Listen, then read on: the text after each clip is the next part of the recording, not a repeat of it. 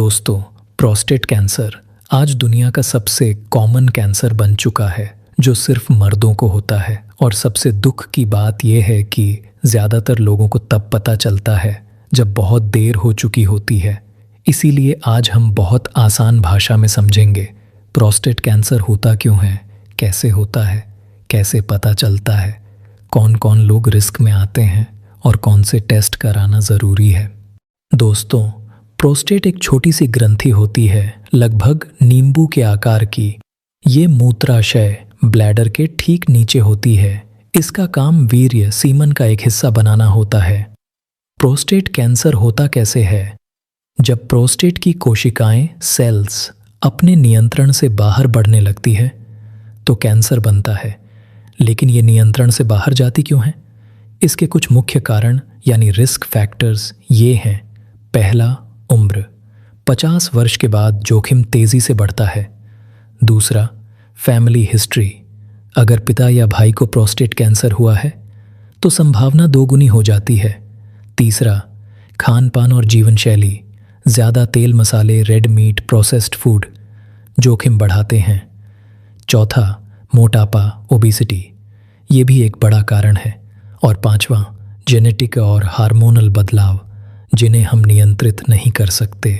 सबसे खतरनाक बात यह है कि शुरुआत में कोई भी लक्षण नहीं दिखाई देते और जब लक्षण दिखने लगते हैं तब तक कैंसर काफ़ी आगे बढ़ चुका होता है।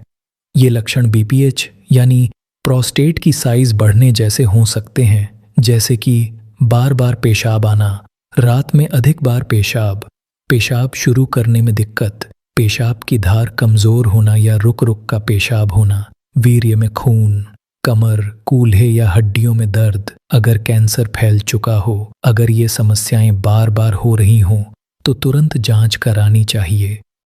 इसके बाद है कौन कौन से टेस्ट होते हैं। सबसे पहला टेस्ट पीएसए ब्लड जांच। इसमें प्रोस्टेट स्पेसिफिक एंटीजन की मात्रा देखा जाता है।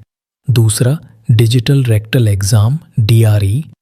डॉक्टर प्रोस्टेट की सतह को महसूस कर किसी गांठ का अंदाजा लगाते हैं। अगले टेस्ट एमआरआई या अल्ट्रासाउंड, ताकि कैंसर का लोकेशन और फैलाव पता चल सके। और आखिर में बायोप्सी। यही आखिरी कंफर्म करता है कि कैंसर है या नहीं। अब बात करते हैं इसके इलाज, ट्रीटमेंट के बारे में। इलाज कैंसर के स्टेज पर निर्भर करता है। Active surveillance. अगर कैंसर धीमा है, surgery, radiation therapy, hormone therapy और कीमोथेरेपी एडवांस स्टेज में।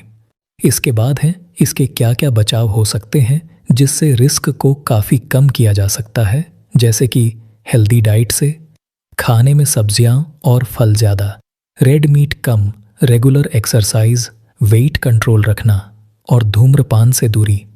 सबसे महत्वपूर्ण बात, 50 वर्ष के बाद हर साल पीएसए जांच।